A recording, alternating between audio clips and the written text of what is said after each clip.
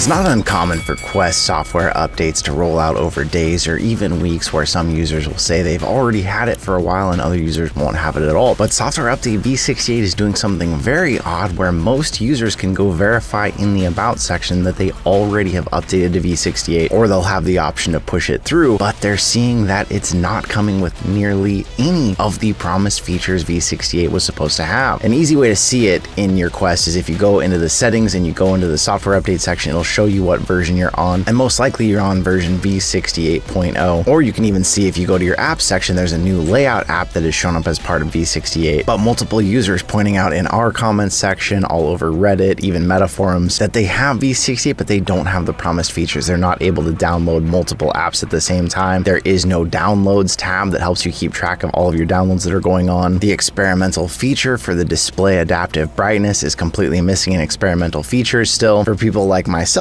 who have tested many free apps, we were really excited about a feature that was going to allow you to finally hide those apps that you have previously downloaded in your library, so that you can clean up your library and only see the apps that you currently want to see. People saying they still haven't seen that show up yet, causing a really strange question of, if v68 is rolling out all these places, why are we still missing the features? When we covered the new update as Meta had announced it, that was only the first day you could download the actual update, and so we thought, okay, the other features must be rolling out. But even here a week later, we still don't have most of the features on our Quest, even our Quest that is logged into the public test channel that should be getting features ahead of the others. Users in the comments even bringing up issues that v68 is actually adding new bugs that they didn't have before. People saying that although v68 was supposed to help open up the OpenXR platform more, they're having more bugs with it breaking OpenXR. People saying they're having to force shutdowns on their Quest more often now, especially as the controllers are disconnecting, and a bevy of other issues we're seeing across Reddit and other places. I haven't seen the reliability of my Quest personally having issues, but I've seen that almost none of these features have shown up besides the layout app. So I ask you out there, did you have these show up? When did any of them show up? Do you have the adaptive brightness and experimental settings? I'd love to know in the comments so we can kind of help try to figure this thing out together. But it seems like maybe these are really rolling out slowly, feature by feature, even for those of us who already have v68, or maybe we're all being pranked for v69 to come and bring all of the features that we've been waiting for 68. What do you think? Let me know in the comments.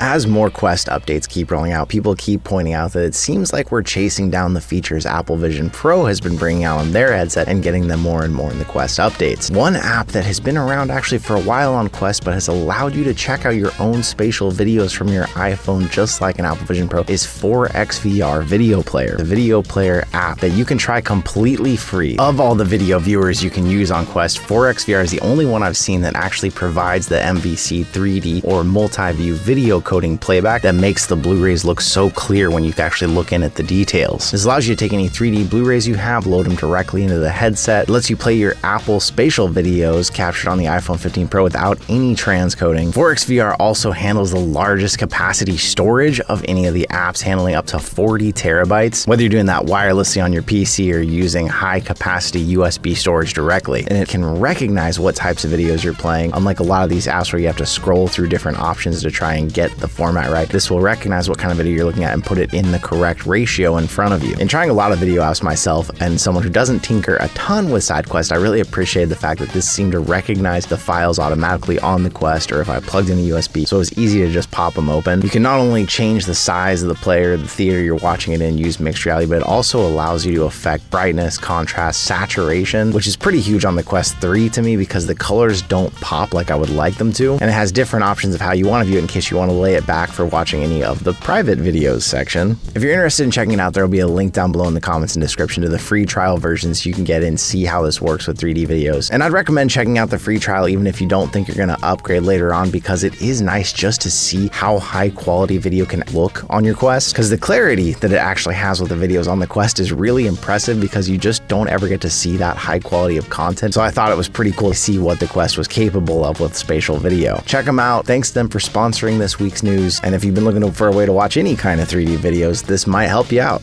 We brought back the Quest 2 giveaway because a lot of you out there were asking for another one. Although at this point it's getting harder and harder to find a Quest 2, so it's likely this could be the very last one. Hopefully a Quest 3S one will be in our near future. So with the Quest 2 one ending, there's still a Quest 3 one going on. If you do want to get entered in that, I'll leave the link below, but let's pick out a winner for our Quest 2 giveaway. All right, it is time to draw a winner here. 1,083 total people entered in the Quest 2 giveaway. It's better chances than our Quest 3 one. ones. Let's find out who just won a brand new Quest 2. Congratulations, Wolf Nova Blaze. Congratulations, you won the entry off of your entry on Instagram, where we actually just hit 10,000 followers. If you haven't followed us over there, congrats to Wolf. I'll reach out to you directly via email. But remember, there's a Quest 3 giveaway. It's ending this week, so go get entered in that one if you haven't already.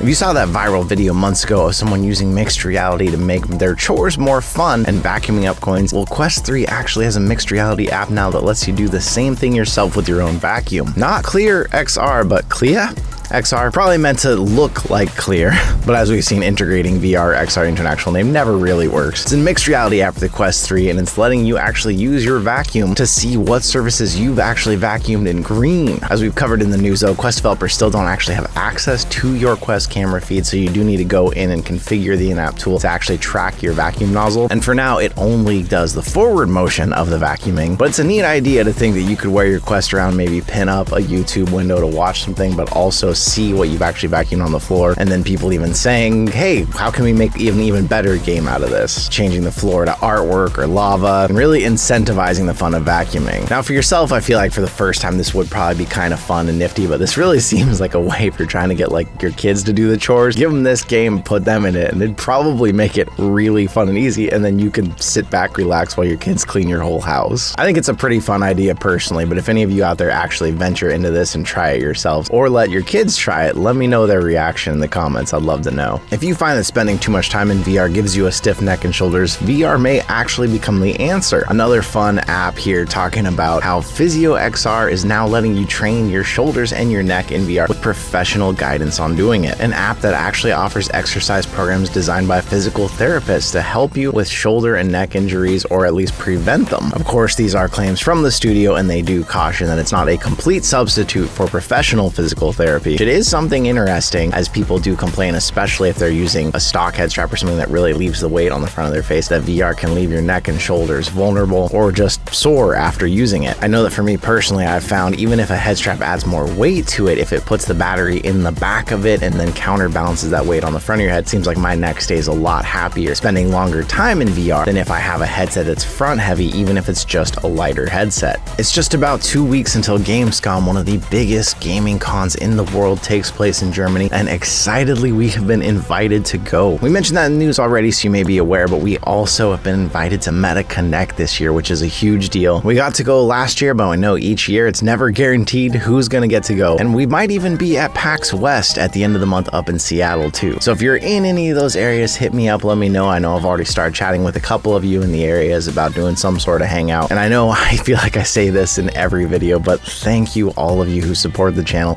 have ever liked, clicked, watched a video of ours. It's the reason that we've gotten to this point where companies actually care enough about our opinion to see what we think of their products ahead of time too. So it means so much to me, all of you. Thank you.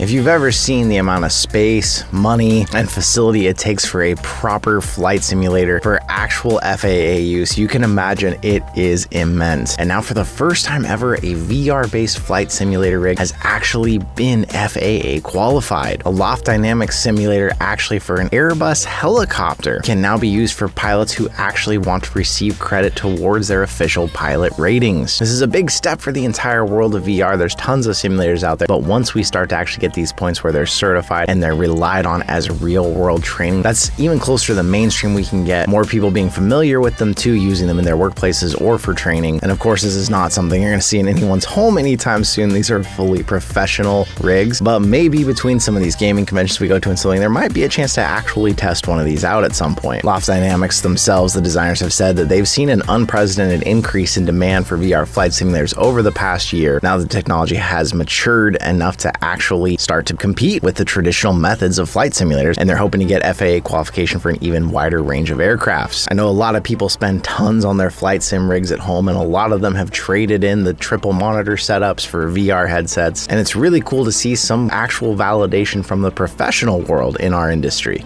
Another industry that's seeing more professional use of VR for actual training is firefighting. With HTC headsets and River's fire safety program, firefighters are actually able to use haptic vests and VR headsets headsets to simulate training situations without the risk of having to do them in real life dangerous situations and then preparing for those. And this Flame Trainer haptic vest actually simulates heat when moving closer to a virtual fire. I'm curious, for those of you out there in professional jobs, have you ever had one actually incorporate VR into your training? I know that UPS has been doing it long before VR was even in the spotlight. Walmart has added programs to do it and a lot of others out there, so let me know. Speaking of HTC, they also might be trying to pave the way for their own future as they've cut the Vive XR Elite US price from $1,100 down to $900. Still a lot in comparison to something like a Quest 3 that's newer and far cheaper, and especially when the XR Elite uses the same XR2 chip that was in the Quest 2, but it is a headset that comes with face and eye tracking, where those are actually applicable. This price cut does come as HTC has been teasing, though, some sort of potentially new headset out there, and Qualcomm had even said HTC's latest headset will use the same XR2 Plus Gen 2 chipset in the Quest 3. So this might be an effort to clear out some stock on those rather than just trying to get more people into the HTC ecosystem. So be prepared. This is a deal I would probably watch and not consider on any level, especially as something new may be coming anyways. PSVR 2 is just launching its adapter to play on PC, but already the Steam app for it has also launched on Steam with mostly positive reviews, although a lot of these people may not actually have the adapter yet. Some people have pointed out in the reviews that you don't actually need the adapter if you do have one of the few GPUs out there that actually supported Virtual Link, and people reporting back that so far the PlayStation VR 2 experience on PC has actually been pretty good. This is something that's just starting. We'll have to report more back on it for you, but I am interested. I haven't tried to order the adapter myself for my PC, mostly because it seemed like PSVR 2 was going to be missing most of its great features like eye tracking and intricate haptics, the things that I was really excited for to use it on the PC. But if reports keep coming that it's this good, it might actually be worth getting. We'll keep you posted there and everything else in the news as we usually do. We got some traveling coming up the next few weeks, so you may see the upload schedule get a little bit lighter, a little bit different, but we'll still be shooting for daily uploads for you like we do every day already, just maybe more shorts and less full-length videos depending on the travel.